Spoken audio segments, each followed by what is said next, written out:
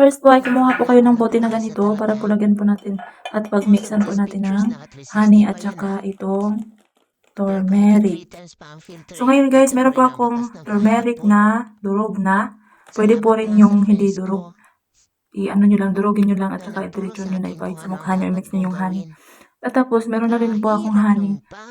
Mas maganda po yung tunay na honey guys na galing po harvest, ganun. Kasi wala pong mix-mix.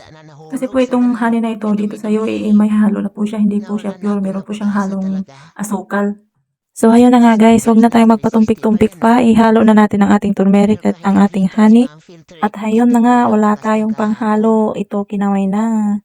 Ganyan lang, i-mix-mix nyo lang po guys. So, ito na po ang ating finished product. At simulan na natin ang ating pag-a-apply. Bali, 1 year ko rin tinitiis yung sobrang kating pimples, ang dami. Hindi ko na alam kung anong gagawin. Tapos paghawakan, masakit na masakit. Kasi guys, dito sa Dubai, yung tubig nila galing sa dagat at saka yung klima sobrang mainit na mainit. Tapos meron pa itong alikabok na unlimited kaya hindi mo na maintindihan.